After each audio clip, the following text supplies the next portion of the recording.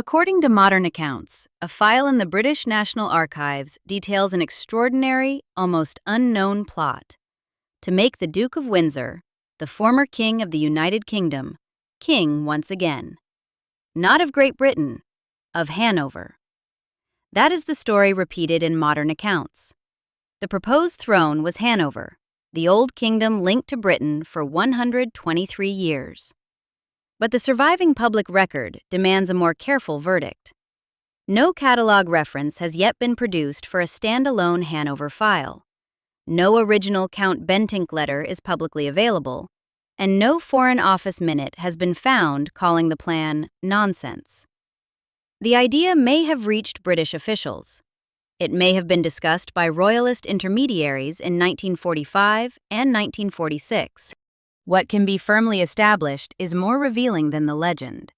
Less than a year after Nazi Germany collapsed, Edward VIII was still surrounded by people trying to find him a political function, and he was still willing to discuss a route back toward power.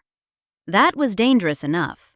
Edward had been King of the United Kingdom and Emperor of India for 326 days. His reign began on January 20th, 1936, when George V died, and ended on December 11th, after Parliament passed the Abdication legislation. He never wore the crown prepared for his coronation. His public explanation became one of the most successful royal stories ever told. In his broadcast of December 11th, 1936, he said he had found it impossible to carry the heavy burden of responsibility without the help and support of the woman I love. Wallis Simpson wasn't an invention. She was an American divorcee seeking a second divorce, and Edward intended to marry her. The cabinet opposed it. The governments of the dominions opposed it. The Church of England, whose supreme governor was the king himself, opposed remarriage after divorce while former spouses lived. Stanley Baldwin rejected Edward's preferred compromise, a morganatic marriage in which Wallis wouldn't become queen. There is no such thing as what is called morganatic marriage known to our law, Baldwin declared. His Majesty's government aren't prepared to introduce such legislation. That was the immediate constitutional crisis. It was real, and it was decisive. But it also solved a larger problem. Edward had already disturbed ministers with his impatience toward constitutional restraint, his tendency to make public interventions, and the people moving through his private circle. During his brief reign, government ministers became reluctant to send confidential papers to Fort Belvedere, Edward's home in Windsor Great Park. They feared that Simpson and other guests might see material not meant for them. The love story gave the crisis a neat ending. The underlying issue was a king who treated the limits of constitutional monarchy as an inconvenience. Edward had spent much of the 1920s as Prince of Wales, touring Britain and the Empire. He was the most photographed celebrity in the country, a fashionable royal with a sharp profile, a carefully cultivated informality, and a powerful instinct for public performance. He visited unemployed mining communities in County Durham and South Wales. He spoke of hardship with more directness than most royal figures dared. That instinct won him admiration. It also made politicians uneasy. A constitutional monarch could sympathize. He could visit. He could encourage. He couldn't casually imply that elected governments were failing their people and expect cabinet ministers to applaud. Edward wanted to modernize the monarchy, but he also wanted more personal room to act. Those weren't the same thing. In a 1970 BBC interview, recorded at the Windsor's Paris home, Edward said a clash with the establishment would have happened even if he had remained unmarried. He described himself as independent. He said he had no regrets. That was 34 years after the abdication. By then, the romantic version had hardened. Edward had surrendered a crown for love, then lived in stylish exile with the woman Britain wouldn't accept as queen. The actual exile had sharper edges. On March 8, 1937, George VI created his brother Duke of Windsor. Edward retained the style Royal Highness, but the letter's patent specifically denied it to his wife and any children. Wallis became the Duchess of Windsor, never Her Royal Highness. The title dispute mattered because titles weren't decorative to Edward and Wallis. They were proof of rank, proximity, and exclusion. The royal family had given Edward a dukedom, an income, and a formal place in the family tree. It had denied him the role he believed belonged to him. 3 months later, on June 3, 1937, Edward married Wallis at the Château de Condé in France. No senior member of the royal family attended. Then came Germany. From 11 to 22 October 1937, the Duke and Duchess of Windsor toured Nazi Germany, despite British government disapproval. They met Hermann Göring, Joseph Goebbels, Joachim von Ribbentrop, and Albert Speer. Their itinerary included factories, an SS training facility, and public displays designed for the cameras of a dictatorship that understood spectacle. On October 22nd, they met Adolf Hitler at the Berghof near Berchtesgaden. The meeting is documented. The private conversation isn't. Hitler, Edward, and interpreter Paul Schmidt reportedly spoke alone for roughly an hour. No reliable full transcript survives in the record available to us. Any account claiming to know exactly what Hitler and Edward said in that room is inventing certainty where the archive hasn't supplied it. What the Nazis gained didn't depend on a transcript. They gained photographs of the former British king touring their Germany, receiving their leaders, and participating in an event of enormous propaganda value. Edward's presence suggested respectability. He had abdicated only 10 months earlier. He still carried the glamour of the British crown. The Duke was never a Nazi party member. There is no evidence that he held Nazi office or formally joined the regime. But the distinctions matter precisely because they are so often blurred. He showed poor judgment. He maintained German contacts. He displayed an appetite for authoritarian order and anti-communist politics that made him useful to Nazis. That made him a security concern without requiring us to call him something he technically wasn't. By 1940, Nazi Germany was trying to use him. Operation Willy was an SS scheme developed during the summer of 1940, when Edward and Wallis were in Portugal after the fall of France. German planners hoped to induce, pressure, or abduct the Duke and turn him into an asset in a German peace strategy. Some German officials imagined him as a possible ruler in a Britain reshaped under German influence. Operation Willy concerned the British throne during wartime.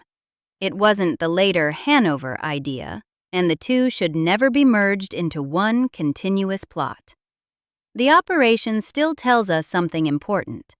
Hitler's regime judged Edward politically exploitable. British authorities reached the same conclusion from the opposite direction. Edward and Wallis left Lisbon aboard the liner Excalibur on August 1, 1940. He was sent across the Atlantic to become governor of the Bahamas, a post he held from 1940 to 1945. The Bahamas appointment gave Edward a governorship, a uniform, and a formal title. It also removed him from Europe at the moment German agents had tried to exploit him there. That was no small distance. Lisbon to Nassau is more than 4,300 miles by sea routes. The European war was being fought across a continent. Edward was sent to a British colony in the western Atlantic. He resented the posting. The couple resented the confinement. But from London's view, the Duke of Windsor was safer governing a colony than moving between Lisbon, Madrid, Paris, and Berlin. The war didn't erase the problem of Edward's political relevance. It postponed it. Germany surrendered in May 1945. Hitler was dead. The Third Reich was rubble. The British Army occupied northwest Germany, including Hanover and the Ruhr. Its tasks were disarmament, denazification, food distribution, housing, policing, and democratic reconstruction. In January 1946, daily rations in parts of the British zone fell as low as 840 calories. In Hamburg, they could reach 1,340. A healthy adult man normally requires roughly 2,000 to 2,500 calories a day before physical labor. The British weren't administering a ceremonial province waiting for a king. They were trying to prevent hunger, restore order, and dismantle a dictatorship.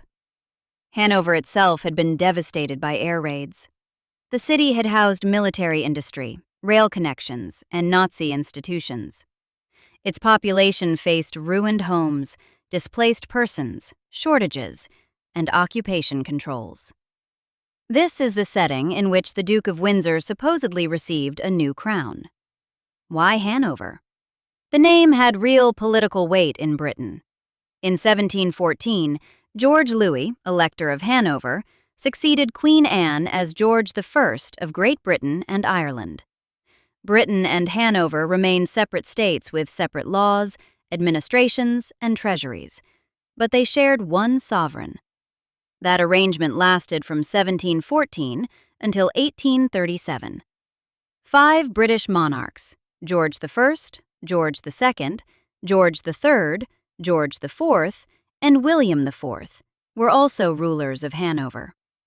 The connection shaped British foreign policy, royal marriages, military careers, and public suspicion of German influences at court. The union ended when William IV died on June 20, 1837. Victoria inherited the British throne. Hanover's semi-Salic succession rules preferred a male heir, so the Hanoverian crown passed to William's brother, Ernest Augustus, Duke of Cumberland. Britain and Hanover had shared monarchs for 123 years. They had not become one country. Then, in 1866, Prussia defeated Hanover in the Austro-Prussian War and annexed it.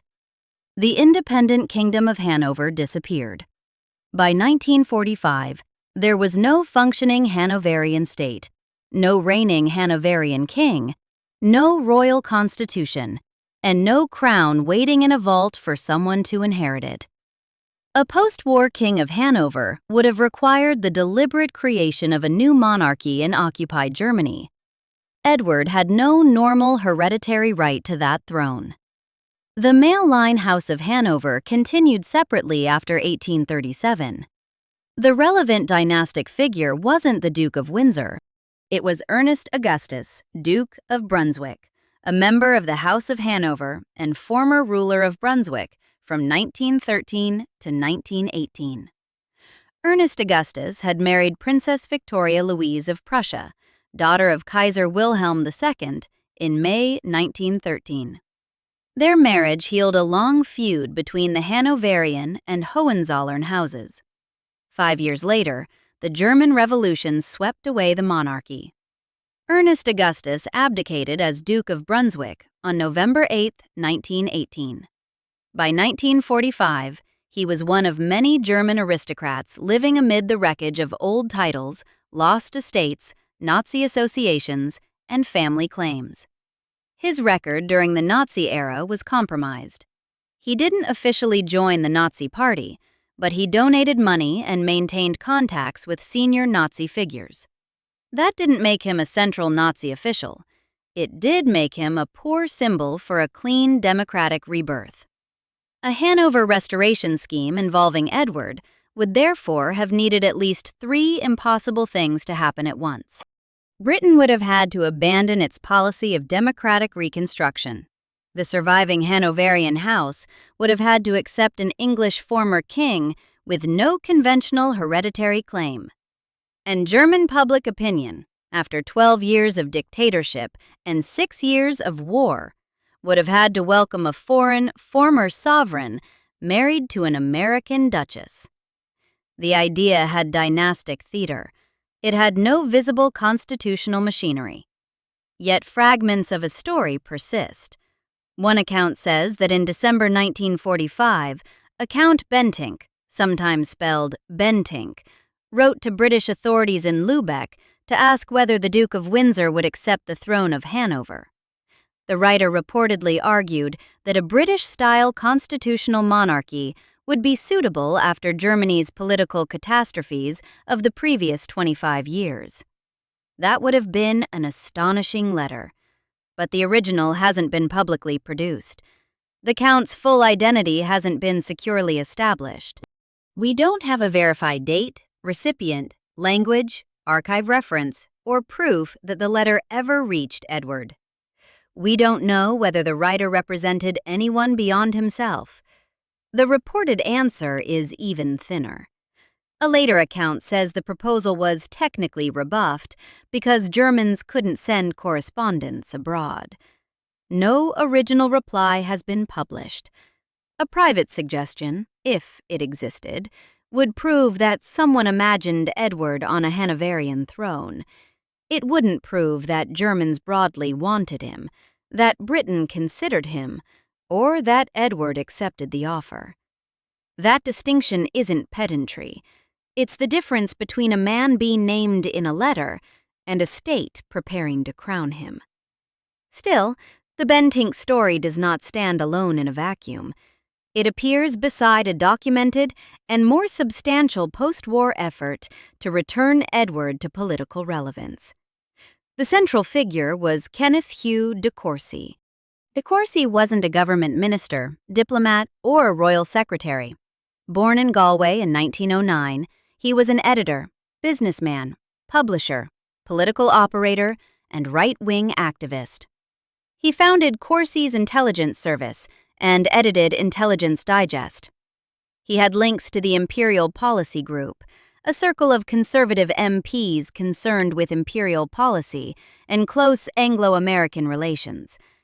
British authorities watched him closely during the war. A War Cabinet minute from April 13, 1942, recorded concern that de Courcy was up to mischief by publishing material hostile to the Soviet Union. General Alan Brooks' wartime diary recorded that security officers had information suggesting de Courcy possessed advanced knowledge of the planned Allied invasion of French North Africa. He cultivated contacts. That was his trade. More importantly, he had access to Edward and Wallace. On March 19, 1946, Edward wrote to de Courcy about the subject we discussed in Paris. In the same letter, he said he possessed 50% of the bargaining power. The exact political scheme in that correspondence wasn't Hanover. It concerned possibilities closer to British succession politics, a return from exile, influence at court, and perhaps a role if George VI became incapacitated. That isn't evidence that Edward authorized anyone to seek a German crown. It's evidence that the former king was discussing political arrangements with a man who treated dynastic instability as an opportunity. Wallace was equally direct about Edward's frustration. On July 18, 1946, she wrote to de Courcy, "We are always busy turning things around and around in our heads. There's no doubt that something must be done. Anyway, I can't sit by and see the Duke of Windsor wasted." Wasted. That is the word at the center of this story. Edward had spent 5 years as governor of the Bahamas. He had then returned to France, where he retained royal rank without royal work. Wallace had been denied the HRH she believed was her due. Their marriage had won Edward a private life, but cost him the public role around which he had been raised from childhood. A king without a crown can become merely wealthy. Edward didn't appear content with that. De Courcy saw the opening. He had access to a former king who wanted usefulness, a duchess who believed he was being wasted, and a monarchy permanently anxious about Edward's ability to cause trouble from abroad.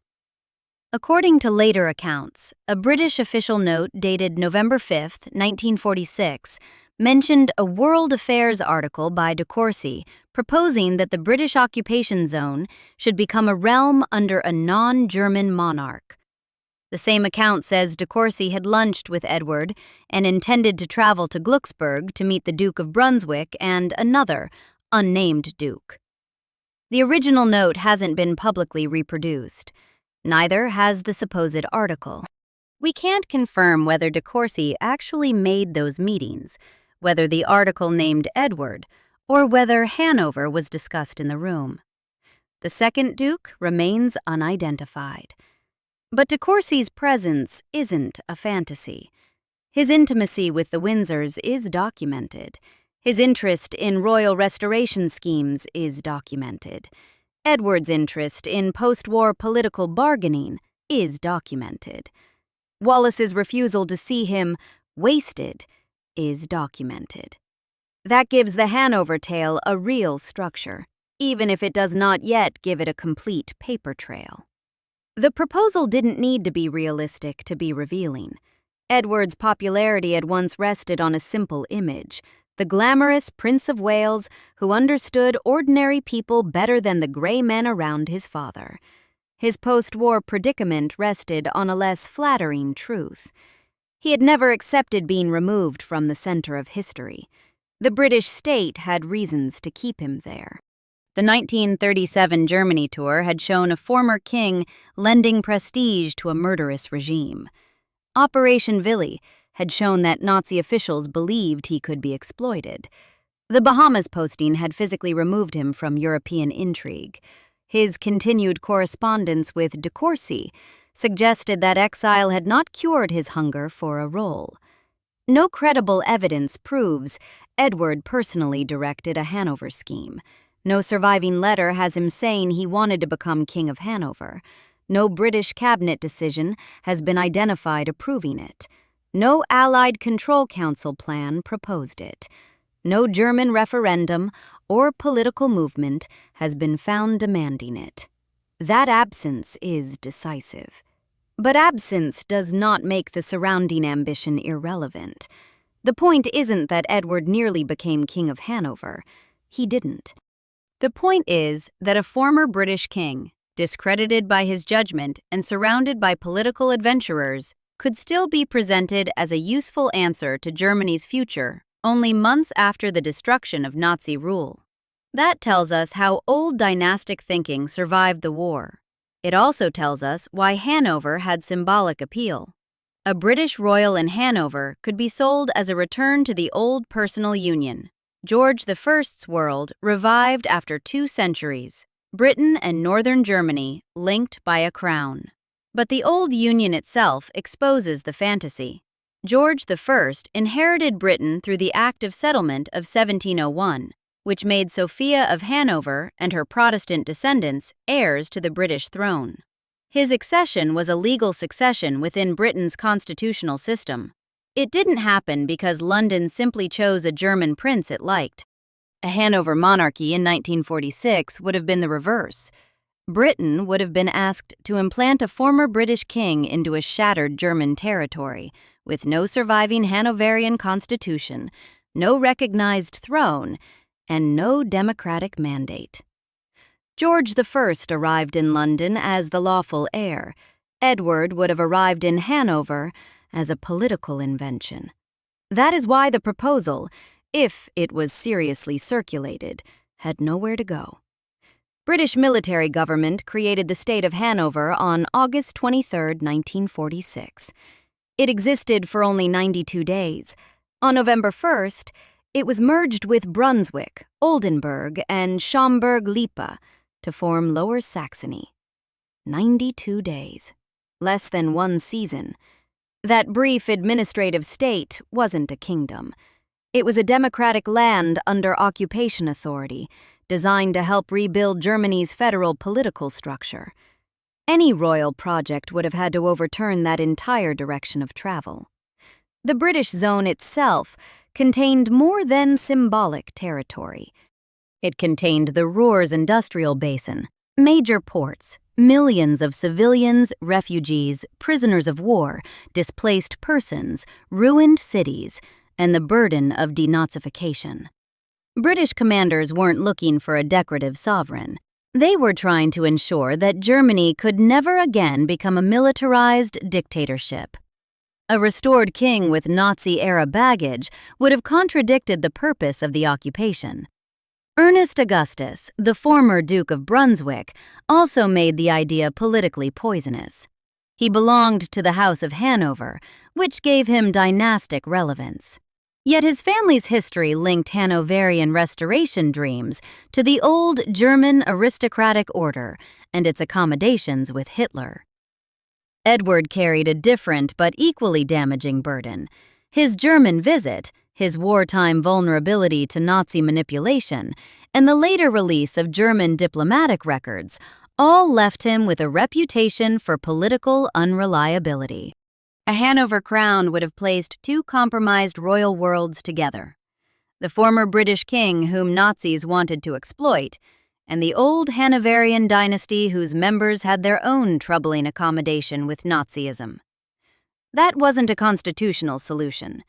It was a restoration fantasy built from the debris of empire. The official British record does show continuing concern over Edward and Wallace after the war. Foreign Office files tracked their movements, residence, finances, and possible returns to France. One file, FO 371/42121, concerned the possible return of the Duke and Duchess to France and was opened to the public only in 2014. That date matters because it exposes a problem with the Hanover legend. Claims that a specific Hanover file was declassified in 1977 remain unverified. Edward died in Paris on May 28, 1972. So 1977 was indeed 5 years later. But 5 years after his death isn't proof that a particular archive file was released that year. A story can't become stronger simply because a date is neat. There may be Hanover-related correspondence buried inside wider Foreign Office, Control Commission, intelligence, or private papers. It may yet emerge with a shelf mark, a folio number, a date, and an original text. Until then, the responsible conclusion is narrower. A Hanover idea was reported. A Bentinck letter was reported. A de Courcy article and Glucksberg track were reported. The full documentary chain remains missing. The strongest evidence lies elsewhere. In the known 1946 correspondence between Edward, Wallace, and Kenneth de Courcy. Edward believed he had bargaining power. Wallace believed something had to be done. De Courcy believed dynastic politics could be engineered. Britain had every reason to ensure that none of them got what they wanted. The couple's exclusion wasn't absolute. Edward visited Britain occasionally. He maintained family contact. He received an allowance. In later years, Queen Elizabeth II exchanged affectionate letters with Uncle David. The relationship was never as simple as permanent banishment, but he wasn't restored to office. He wasn't given a constitutional role. Wallace never received HRH. The former king remained outside the working monarchy. That was policy by restraint. Edward's 1970 television interview revealed how deeply the grievance endured. Asked why he had not been given another job after the Bahamas, he said he had offered his services. The people who stopped him, he added, were underground now. He still framed himself as a man prevented from serving. He didn't say that the people around him had spent decades containing a constitutional problem. He didn't speak about the 1937 German tour. He didn't explain why the Nazis had viewed him as useful in 1940. He didn't address the danger of a former monarch who believed his own political instincts should outrun the limits imposed on him. The romance endured because it's clean. A king loved a woman. The state wouldn't accept her. He gave up everything. The record is dirtier. Edward did give up the throne because his marriage couldn't be reconciled with the constitutional and religious realities of 1936. Yet historians have good reason to look beyond romance. His judgment worried ministers. His behavior around confidential government business worried officials. His political instincts worried the royal household. His German contacts and wartime usefulness to the Nazis later turned anxiety into alarm. Wallis was constitutionally decisive. She wasn't the whole explanation for why so few people in power wanted Edward back. The Hanover story belongs in that larger record. If Count Bentinck really wrote from Lübeck in December 1945, he was proposing a former British king for a German throne 80 years after Hanover had ceased to exist as an independent kingdom. If de Courcy really promoted a non-German monarch for the British zone in November 1946, he was proposing a crown while British authorities were building democratic states from the remains of the Reich. Either way, the proposal was absurd on its merits. But its absurdity is the evidence. It shows that royalist imagination could remain alive after the war, attached to names, titles, old family trees, and the fantasy that constitutional monarchy could sanitize a devastated Germany. It shows that Edward still had enough symbolic value for intermediaries to build schemes around him. It shows that the Duke of Windsor wasn't simply a retired romantic hero living in Paris. He remained politically available. The British government didn't need a grand public rejection. It didn't need a trial, a denunciation, or a new abdication crisis.